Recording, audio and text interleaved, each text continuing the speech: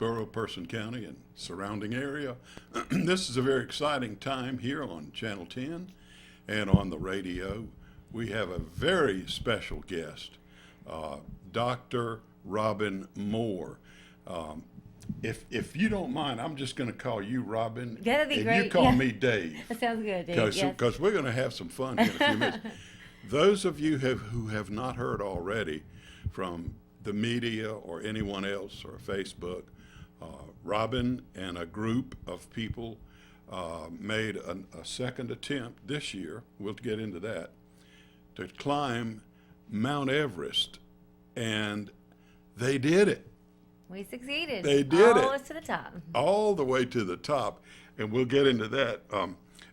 Robin is the daughter of Mr. and Mrs. Robert Moore, and many of you know them. You know both of them.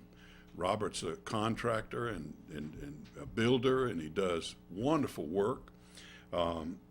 Robin and Diane are their names. That's mom and dad. Mm-hmm. And she's a graduate of Person High School. You had to be cum laude or something, a magna cum. You had to be top of your I wasn't the top one or two, but I was in the top like 5%. All right. Well, I'm going to tell you, as soon as I found out that you were going to agree to do an interview and were going to come out, I got excited. And in my 55 years in this business, crazy business, I've interviewed rock and roll stars, country stars, backstage, but I'm more excited about talking with you than any of those other people. Aw, thank because you. you are a rock star in my. I'm just so excited. I mean, this is a special thing, not only in your life, but for Roxborough and Person County, and people who want to hear a little bit about this story. I mentioned she was born and raised. You're a Person County lady. Sure was, yeah. Born and raised Roxborough. Graduated in 1996 from Person High School. And all my family's still here. Yeah. And you are a physician. I am a physician, emergency medicine physician. Wow. Where was school? I went to undergrad at UNC, Chapel Hill, and I went to medical Go school. Tar Heels. Yeah, Brody School of Medicine at East Carolina University. Wow. And you are your office and your practicing facility in Miami Beach, is that right? In Miami Beach, yes. And you're here sort of after coming down. Off the mountain, back to visit family and friends here, yeah. Yeah. Well, let me start with a few questions because I know people want to know more about this. Not many people have done this, period. Not a lot of men, not a lot of ladies. It's you are number, let me see if I get it right, 267? No, not quite that low a number.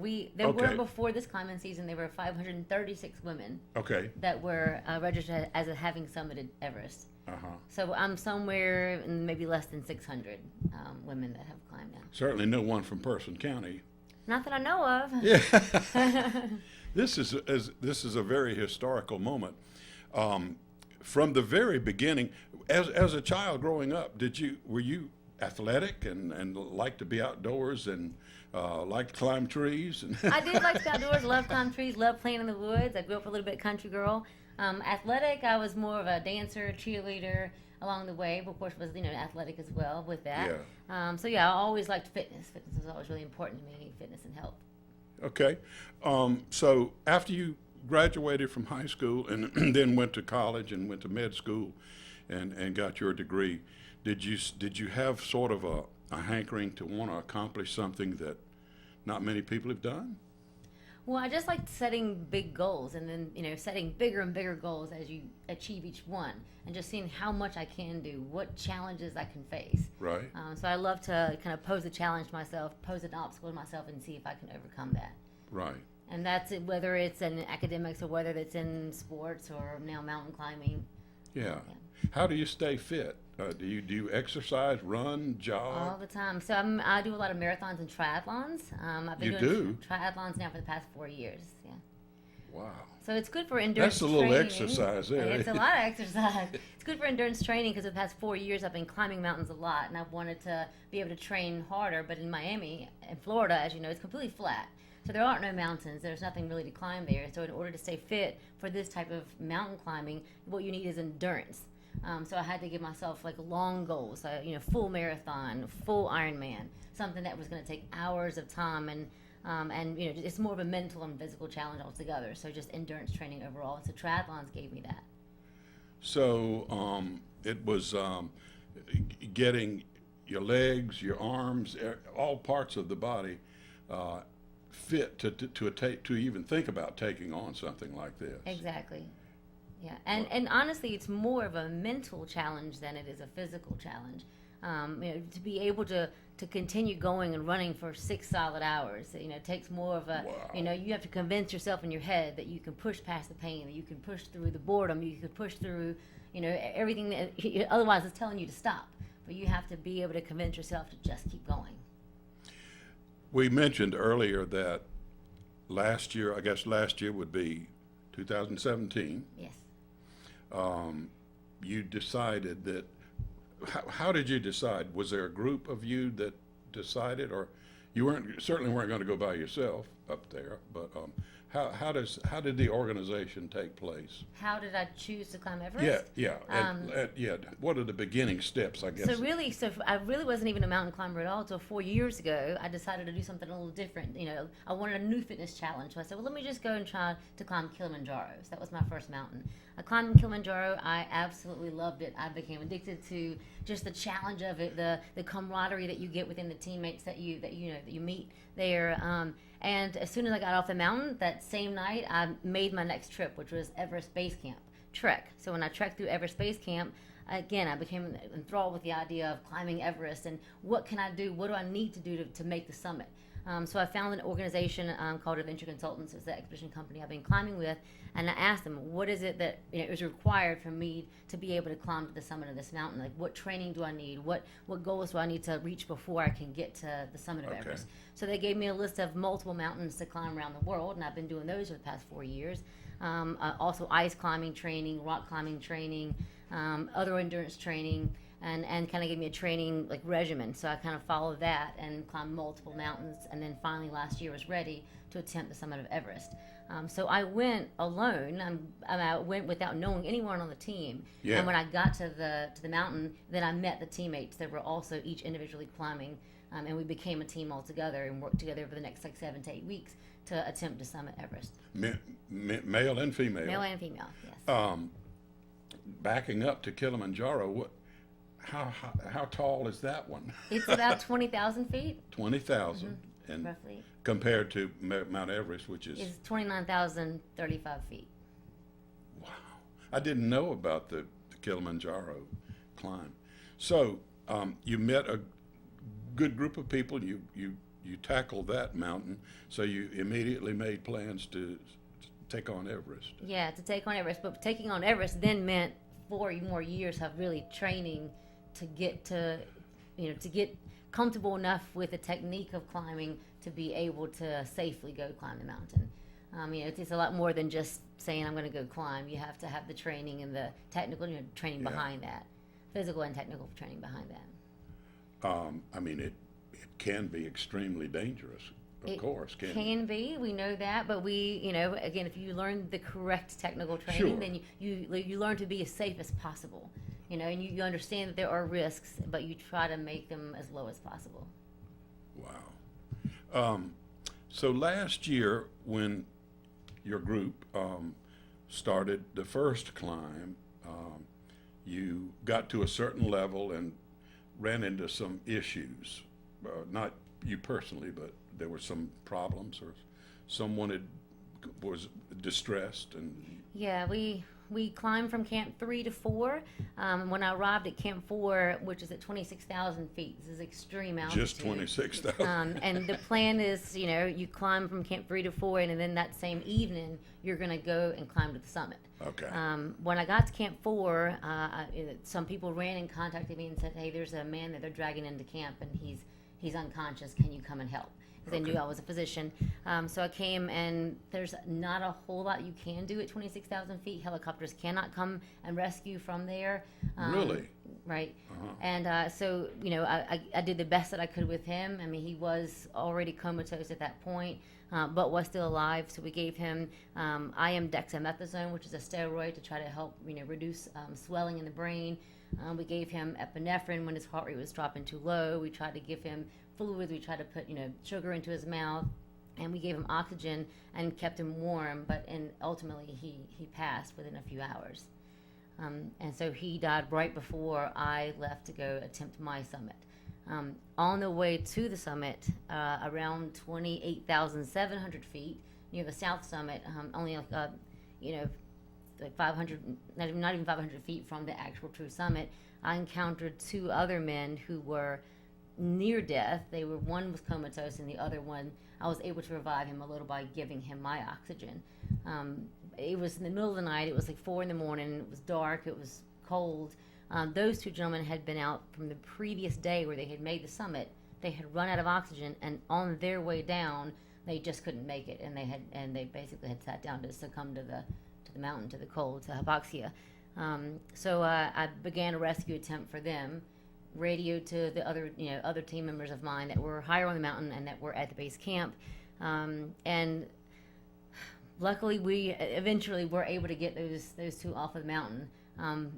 In the process of me giving my oxygen to one of the two, I froze the oxygen mask system froze, and then I was without oxygen.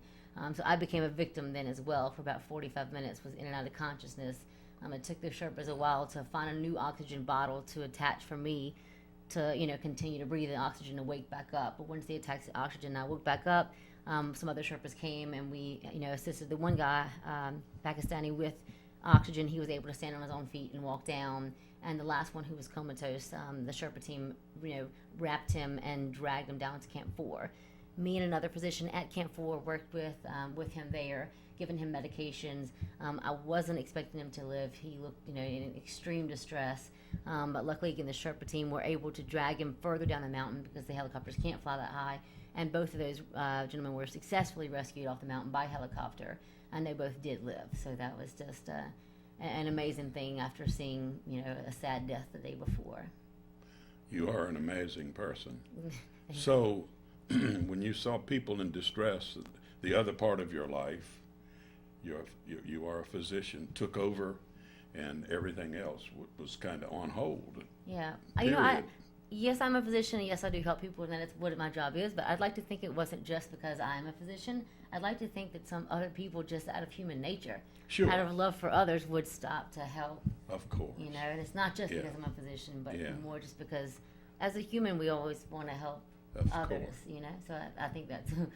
I think that's just in me and why I stopped. Beautifully said. Yeah. All right. So I guess you descended from that trip and started thinking about the future. And how long did it take you to make a decision that you're going to take on this? Oh, immediately. I immediately decided I was going to come back the very next year. So this was approximately what month when you got all the way down from the first climb? End of May. End of May. Mm-hmm. And you started the number 2, we'll call it, in early this year? Yeah, so the process takes, this year the expedition took 54 days, so it takes about 7 weeks. So we started again at the beginning of April, and again we ended at the end of May. That's the climbing season for Everest. Oh, April okay. through May, every year, April through May. Why is that? It's pre-monsoon, so once the monsoon starts in early June, you can't climb because what's rain at lower altitude is extreme blizzard at high altitude. Okay. Extreme blizzard and wind. You just absolutely can't climb then. So the monsoon season keeps everyone off the mountain. There is an opportunity you could climb in September, October, but then because of the monsoon and the blizzard, now you have extra snow buildup and the chance of avalanche is much higher. So it's much more dangerous in September, October. Very few people have successfully attempted to climb in the winter months, December, January, February, and they usually do that alone, unassisted. I'm not that crazy, so I'm not going to go do that. So basically, everyone climbs in the climbing season, which is April, May, and that's determined to be like the safest season, and that's when all those successful summits have been. In simple terms, in terms of miles, how high is Everest? Like 5 miles. 5 miles up at the. Yeah, 5 plus. Unbelievable. Yeah. Were the people who lived around the base in the area, were they very friendly and? Absolutely, the Sherpa people, they're an ethnic group that came centuries ago from Tibet, and they are absolutely the most friendly people. They love to help. They're just as kind as they can be. They are a Buddhist population there, so they're very spiritual, very kind, just very gentle people. And the Sherpa, the Sherpa people who live there in the mountains, they live at a higher altitude, so they're also better fit for the mountains. And they have assisted us tremendously to make our expedition successful. We couldn't have done it without our Sherpa team. When you started your climb, 7 weeks, were there times that you were really afraid? Yes, there are definitely times we were afraid. There were times when our entire team was sick. It's respiratory issues become a significant problem there at high altitude. I have a little bit of asthma, which flares to an extreme case of asthma at high altitude. So there are times where you're extremely short of breath. You feel like you're suffocating. You have to remain calm and know that over time it may take 2 or 3 days. It may relax a bit and go away. But during those times you are afraid. There are also times where you're encountering an avalanche that's nearby. Okay. And we know that avalanches have killed people in mountains before, so that's always a risk factor. And of course that makes you a little on edge, but these risks, and you just again try to do all that you can to minimize the risk and use all the safety measures that are in place. But definitely there are times where we have fear. I'm not a fearless person. I just, I respect the fear and I try my best to stay safe. Yeah. Does the mountain change a lot? In other words, if you started on another trip, it would be different, would it not? Yes, it would. So last year there's a section called the Icefall, which is as the glacier comes down, there's just chunks of ice, but these massive chunks of ice, like the size of buildings. That are kind of coming down that fall off of the mountain, so we call it the ice fall. That entire ice fall changes, even the course of 2 months, it changes. So we went up and down the mountain 3 different times, and each time we went, the ice fall appeared different. And of course, this year's ice fall appeared completely different from last year's ice fall. Because the mountain is always, it's always in motion. It's as a glacier, it's just like a river, a very, very slow river, so it's always moving. Wow. You had plenty of water, food, supplies, and the base camps give you a little bit of break. Oh yeah, the base camps are great. So the base camp is at 17,500 feet, which is already, you're at the level where you're at half the amount of oxygen relative per breath than at sea level. But despite that, we have a lot of amenities at base camp. Where we have a base camp like chef who kind of prepares the meals, make sure everything's safe, and we don't get sick from what we eat. Tries to keep a variety in the meal so that we just aren't completely bored of eating the same thing every day, rice and beans. But it gives us a variety. So we eat really well at base camp. At higher camps, obviously, you don't have as much of an appetite for one, and obviously some of the food's going to spoil, so there's only certain things you can have at higher camps. Extreme high camps on the mountain, we have freeze-dried meals, just like a boil in a bag sort of a thing. And how you make the water is just take the snow, put it in the pot, and boil it to water. Yeah. You don't just take out one of these and so I think I'll take us. It's frozen, right? It would be frozen. I'm just, my head is running full of questions. But so that gives you a little break, and then I got to know what you did when you got to the very top. Did you scream, jump, pray? I did. I have some prayers. I'd promised out some prayers to several people, several friends and family. Nice, so I had some prayers that I did say there. I couldn't get my camera out to take any photos. It was everything I had on me was completely frozen. The zipper that I had on my jacket was frozen. I couldn't get anything. No kidding. Yeah. So I couldn't take any photos. Someone took a photo of me. But other than the prayers and the quick photo that we took there, the most important thing was to get back down. It was actually a really dangerous place that high. The day that we were there, the winds were 40 miles an hour, gusting to 50 miles an hour, and that's enough to knock you over. Yes. And being knocked over on an area where there's a 2,000-foot drop and a 3,000-foot drop is It's not not- an ideal not- situation. So, so as soon as I got there, it was just so windy. It was snowing. It was really cold. The risk of frostbite's very high. Even just wow. a few minutes, you can get frostbite on your hands. So, I mean, I recognized all those dangers when I got there. It was just a more windy day than we had expected. So we got there, we did what we needed to do, and we just got down as quickly as we could.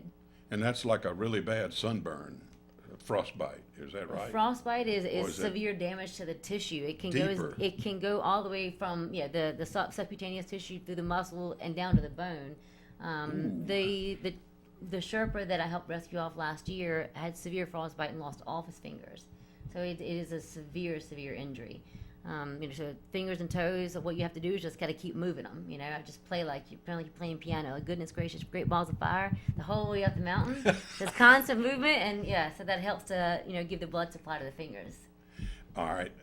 We're getting to the short rows now. You know what that means. No, I don't. You in tobacco fields. Oh, the you, short rows. you get to the short rows. Gotcha. So as you get towards the corner, the rows get shorter. So we're getting ready to come back down. How much of a difference is there in preparation to come back down, as far as equipment goes, and Well, obviously coming back down is a your lot mental, easier. First of all, we'd already successfully summited, so we were all very elated at this point. Coming back down, and we have fixed lines. We have safety ropes that are there the whole way. The terrain is extremely steep for part of the way down from Camp 4 to Camp 2. So you have to arm wrap or rappel using the ropes and your harness in order to safely get down. And most importantly, just try not to trip. You have crampons on your feet that are gripping the ice, so you're trying not to trip. But each rope length is between 150 feet to 200 feet. So even if you did trip and fall, you would fall to the end of that rope. So it's 150 feet to 200 feet. that would be a jolt, Fall. though. It would be a jolt.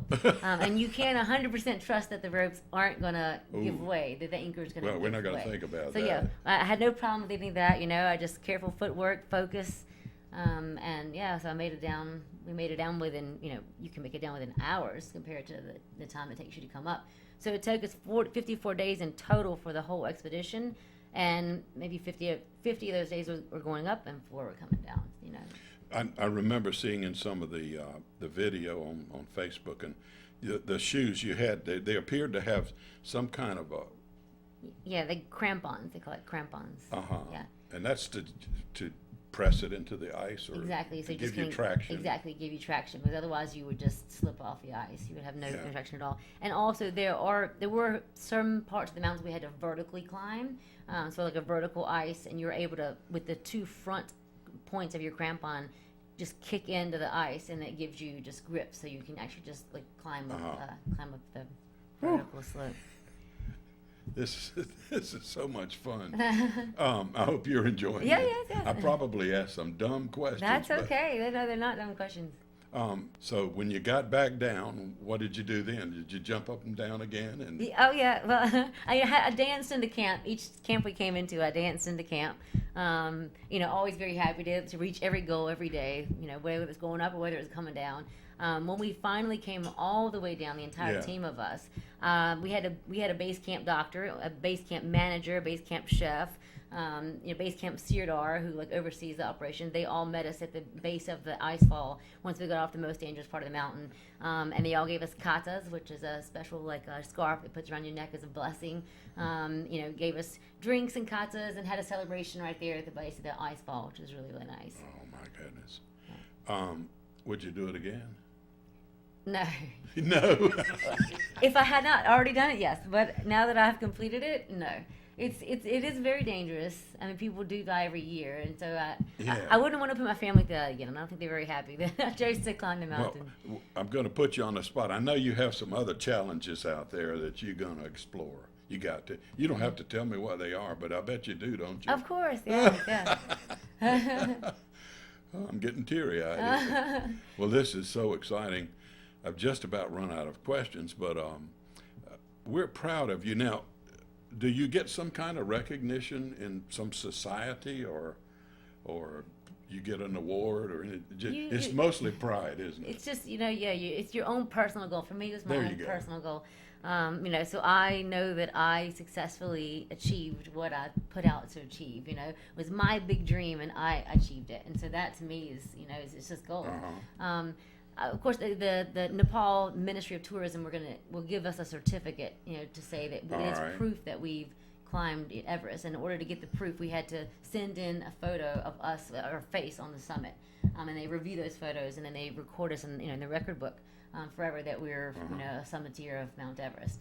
So it's nice to be one of the first 1,000 women that have ever climbed this mountain. Oh, wow. So that to me is, I'm excited about that, and I'm excited about what that means. And there are more females that are getting into the sport. And another thing I did for the girls here in town is the Girl Scout troop. They had a Girl Scout troop. 172. I took their flag all the way up to the top with me. I heard about that. Yeah, so just to kind of empower women as well, empower little girls as well, that they can dream big and they can achieve their dreams. Do they miss you at the hospital? Yeah, they do. They sent me some nice videos of from the hospital, and I'll be back to work next week. So. Were you? Yeah. Well, honest to goodness, just like I said, this is more fun than interviewing a rock star. Thank you. You are my rock star. Thank you. That's a good thing. But any closing comments you'd like to say, or anything like you say to Person County? Just say you're glad to be back home. I'm glad to be back home. I love Person County. This is born and raised. My heart is always here. So thank you for having me. I'm just so blessed to be here right now. Well, thank you so much. What an honor. This young lady, I'm gonna tell you right now, she's going places. She's already been places that few have dared to try. But we're glad that you took some time out. I know you're gonna have another new interview with the newspaper coming up, Yes. and best of luck in the future. you. And I thank you. Your hands are cold. Oh, they're always cold. They're always cold. Thank you so much for being with us today, and we enjoy this, and hope the community enjoys it. And we're proud of you. Thank you. Very proud of you. Thank you so much. Dr. Robin Moore, daughter of Mr. and Mrs. Robert Moore, Person County lady, graduated from Person High School, went to UNC and the other school? East Carolina. East Carolina. And she is a physician and lives in Miami Beach, Florida, and we're glad she's home for a few days and kind of catch her breath, and thank you again. Thank you. All right. We appreciate it, Roxburgh and Person County, for watching and listening.